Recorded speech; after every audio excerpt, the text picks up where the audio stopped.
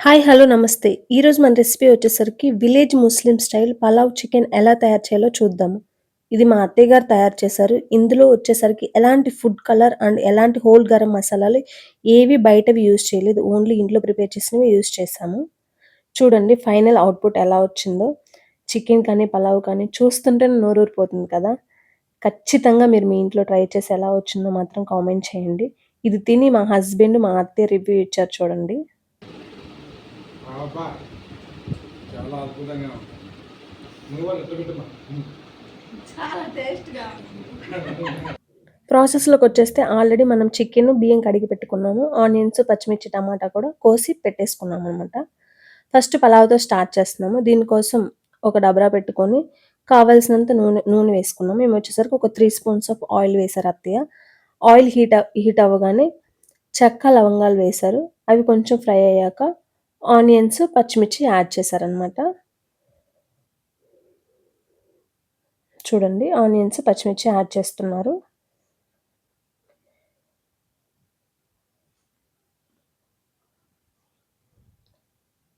ఈ ఆనియన్స్, పచ్చిమిర్చి వచ్చేసరికి మనకి బాగా ఫ్రై అవ్వాలనమాట. కొంచెం గోల్డెన్ బ్రౌన్ కలర్ వచ్చే వరకు ఫ్రై చేసుకోవాలి. ఆనియన్స్, పచ్చిమిర్చి బాగా కలదిప్పుకొని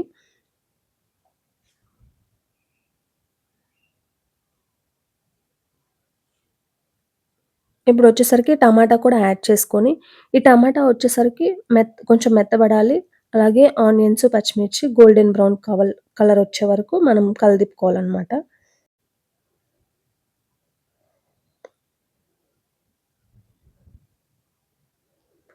చూడండి టమాటా మెత్తబడాలి. గోల్డెన్ బ్రౌన్ కలర్ వచ్చేసాయి కాబట్టి ఇక్కడొచ్చేసరికి అల్లం వెల్లుల్లి పేస్ట్ యాడ్ చేస్తున్నారు. ఇక్కడ మేము అల్లం వెల్లుల్లి పేస్ట్ ఎలా అంటే ఇందులో వచ్చేసరికి అల్లం, వెల్లుల్లి, ధనియాలు అండ్ కొబ్బరి మొత్తం కలిపి ఒకే పేస్ట్‌లా పట్టేసుకున్నాం అనమాట. మీరు కావాలంటే విడివిడిగా కూడా ఏసుకోవచ్చు. మేము ఇలా ప్రిపేర్ చేసుకొని వేసుకుంటాము. ఇదొచ్చేసరికి ఈ అల్లం వెల్లుల్లి పేస్ట్ ఎలా అంటే పచ్చివాసన పోవాలి. అలాగే గోల్డెన్ బ్రౌన్ కలర్ వచ్చే వరకు మనం వేయించుకోవాలనమాట. ఎందుకంటే మంచిగా పచ్చివాసన పోయి గోల్డెన్ బ్రౌన్ కలర్ వస్తే మనకి టేస్ట్ బావుంటదనమాట.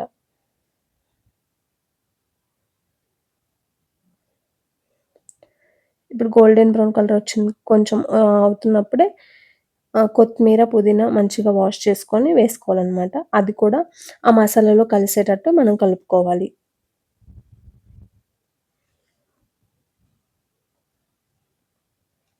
గుర్తుపెట్టుకోండి మసాలా బాగా వేగాలి. ఆ ముదురు రంగు వచ్చే వరకు మనం ఫ్రై చేసుకోవాలనమాట. ఎందుకంటే కొంచెం పచ్చిగా ఉన్నా కూడా మనకి టేస్ట్ అంత బాగోదు. ఇలా కలుపుకొని ఒకసారి మూత పెట్టేసుకున్నాం. మూత పెట్టేసుకుంటే ఇంకొంచెం బాగా కుక్ అవుతుంది కాబట్టి. ఇప్పుడు చూడండి ఆల్మోస్ట్ అయిపోయింది. ఇక్కడొచ్చేసరికి వాటర్ యాడ్ చేస్తున్నారు. వాటర్ వచ్చేసరికి మనకి ఎలా అంటే పలావ్ కోసం నార్మల్ రైస్ యూజ్ చేస్తే గ్లాస్‌కి గ్లాసున్నర వాటర్ పోస్తామనమాట. మేమిక్కడ వచ్చేసరికి రైస్ వచ్చేసరికి ఒక 2 గ్లాసెస్ ఆఫ్ రైస్ తీసుకున్నాము. దానికి మా అత్తయ్య గారు 3 గ్లాసెస్ ఆఫ్ వాటర్ పోసారనమాట. వాటర్ పోసి ఒక్కసారి కలదిప్పుకొని దాంట్లో వచ్చేసరికి మనకి టేస్ట్‌కి సరిపడా ఉప్పు యాడ్ చేసుకోవాలనమాట. చూడండి ఉప్పు యాడ్ చేస్తున్నారు. ఉప్పు కొంచెం చూసి యాడ్ చేసుకోండి. ఎందుకంటే పలావ్‌లో ప్లస్ చికెన్‌లో రెండిట్లో ఉంటది కాబట్టి 2 కాంబినేషన్ తినాలి కాబట్టి కొంచెం చూసుకొని యాడ్ చేసుకోండి. ఉప్పు యాడ్ చేసుకొని మూత పెట్టేసుకోండి ఇంకా. ఇప్పుడు పక్కన బాండీలో చికెన్ కోసం ఆయిలేసి పెట్టేసుకున్నాము. ఇక్కడ చూడండి పలావ్ వాటర్ ఎలా మరుగుతున్నాయో. ఈ మరిగే వాటర్‌లో ఏం చేయాలంటే మనం ఆల్రెడీ ముందుగా ఒక హాఫ్ అన్ అవర్ ముందు ఆల్రెడీ బియ్యం నానబెట్టేసుకొని ఉంచాం కదా! ఆ బియ్యాన్ని వేసుకోవాలనమాట. జాగ్రత్తగా చూసి వేసుకోండి బియ్యం. వాటర్ చేతి మీద పడతాయి. మొత్తం నీట్‌గా నానబెట్టుకున్న బియ్యం మొత్తం వేసేసుకోవాలి.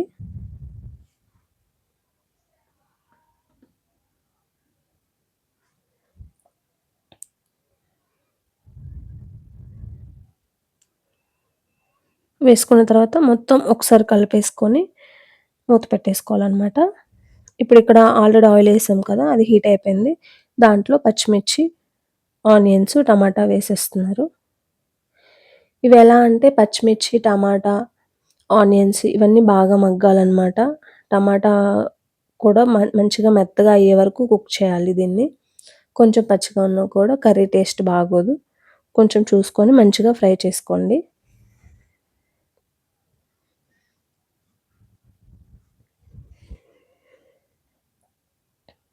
చూడండి అలా కలుపుతూ ఫ్రై చేసుకోండి.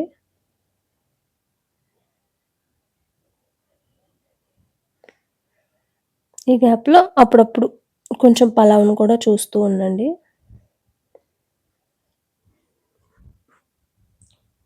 చూడండి మూత తీస్తే పలావ్ ఎంత చక్కగా ఉడుకుతుందో.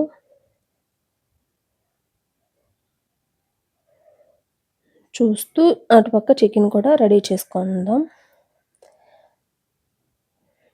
చూడండి ఆనియన్స్, పచ్చిమిర్చి, టమాటా మంచిగా ఫ్రై చేసుకుంటూ ఉండాలి. అది కొంచెం మెత్తబడాలి మంచిగా. ఇప్పుడు పలావ్‌ని ఒకసారి మూత తీసుకొని ఒకసారి కలుపుకుందాం. ఇలా కలుపుకోవడం వల్ల ఏంటి అంటే బియ్యం పైంది పైన, లోపల లోపల ఉండకుండా ఈవెన్‌గా మొత్తం స్ప్రెడ్ అయిపోయి ఈవెన్‌గా కుక్ అవుతుందనమాట మనకి. ఇది చూడండి బాగా కలదిప్పుకొని ఇప్పుడు కొంచెం పుదీనా, కొత్తిమీర వేసుకుందాం. అదంతా బాగా కలిసిపోయి కొంచెం మగ్గే వరకు ఫ్రై చేసుకోవాలనమాట. ఇప్పుడొచ్చేసరికి మనం ఆల్రెడీ కడిగి పెట్టుకున్న చికెన్‌ని యాడ్ చేసుకుందాం. మేమిక్కడ వచ్చేసరికి ఒక ముప్పావు కేజీ చికెన్ తీసుకున్నాము. మేము 3 మెంబర్స్ ఉన్నాము కాబట్టి. అందులో కూడా మేము కాల్చి కొట్టిన చికెన్ తెచ్చుకున్నాము స్కిన్ను. మా ఇంట్లో ఇది ఎక్కువగా తింటారు. మీకు ఎలా నచ్చితే ఏది కావాలంటే అది తెచ్చుకొని వండుకోవచ్చు. ఇప్పుడొచ్చేసరికి చికెన్ మొత్తం కలుపుకోవాలనమాట మంచిగా. ఆనియన్స్, పచ్చిమిర్చి, టమాటా అంతా కలిసేలాగా ఈవెన్‌గా మొత్తం మంచిగా కలుపుకోవాలి. కలుపుకున్న తర్వాత ఇప్పుడొచ్చేసరికి టేస్ట్ కోసం ఉప్పు సరిపడినంత వేసుకోండి. చూసుకొని వేసుకోండి. చెప్పాను కదా ఆల్రెడీ పలావ్‌లో కూడా మనం వేసుకుంటాం కాబట్టి చూసేసుకోండి. మా అత్తయ్య ఇక్కడ ఒక 2 ½ స్పూన్స్ ఏసారు ఉప్పు. ఉప్పు వేసిన తర్వాత దీనితో పాటు పసుపు కూడా యాడ్ చేసుకోండి. పసుపు కూడా కొంచెం చూసుకొని వేసుకోండి. కొంచెం పసుపు ఎక్కువైనా కూడా మనకి పసుపు స్మెల్ ఒస్తది కర్రీ. మా అత్తయ్య గారు ఇక్కడ 1 ½ స్పూన్ పసుపేశారు. ఇప్పుడేం చేయాలంటే ఈ పసుపు, ఉప్పు మొత్తం ముక్కకు పట్టేలాగా మంచిగా కలుపుకోవాలనమాట నీట్‌గా.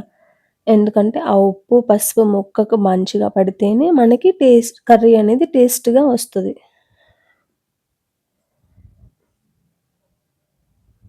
చూడండి మా అత్తయ్య గారు ఎలా కలుపుతున్నారో, అలా మంచిగా నీట్‌గా కలుపుకోండనమాట.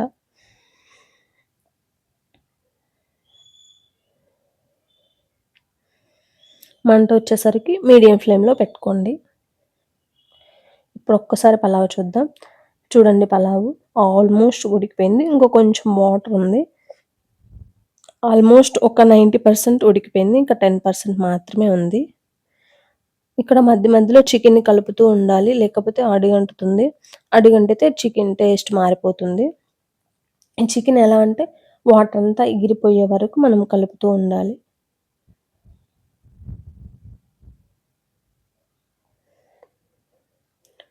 ఇక్కడ చూడండి పలావు ఇంకొక లాస్ట్ అండ్ ఫైనల్ టైమ్ ఒక్కసారి కలిపేసుకొని ఉంచాలి. ఇప్పుడు ఆల్మోస్ట్ ఒక 95% ఉడికిపోయింది. జస్ట్ ఒక 5 మినిట్స్‌లో మనం పలావుని దింపేసుకోవచ్చు.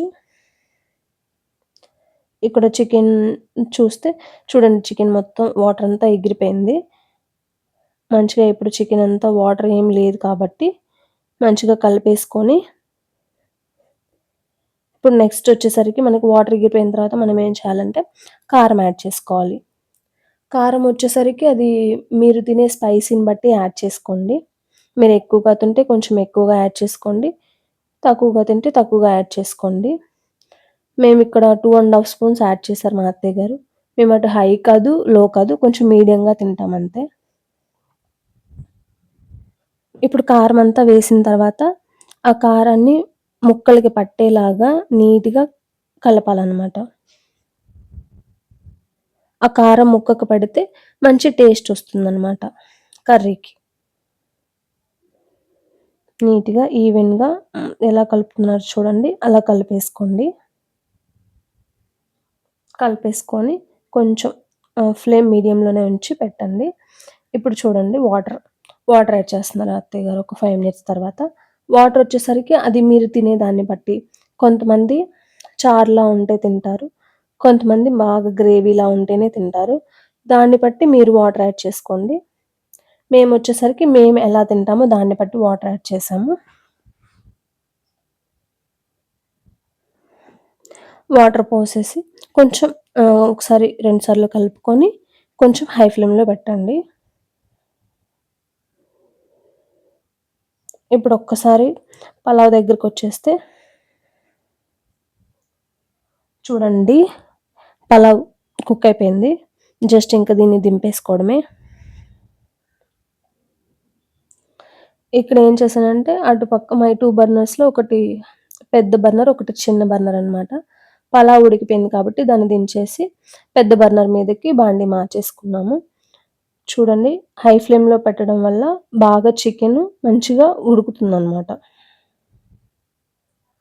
కొంచెం కలుపుకుంటూ మంటని అడ్జస్ట్ చేసుకుంటూ కర్రీ చేస్తూ ఉండాలి. కొంచెం అడుగంటినా కూడా టేస్ట్ మారిపోతుంది. ఇక్కడ చూడండి ఒక 10 మినిట్స్ తర్వాత వాటర్ పోసిన 10 మినిట్స్ తర్వాత మా అత్తయ్య గారు అల్లం వెల్లుల్లి పేస్ట్ యాడ్ చేస్తున్నారనమాట. అల్లం వెల్లుల్లి పేస్ట్ చూసుకొని యాడ్ చేసుకోండి. ఎందుకంటే ఆల్రెడీ మనం పలావ్‌లో కూడా యాడ్ చేసాం కాబట్టి. కొంచెం స్పైసీగా కావాలి అనుకుంటే చూసి వేసుకోండి ఏదైనా.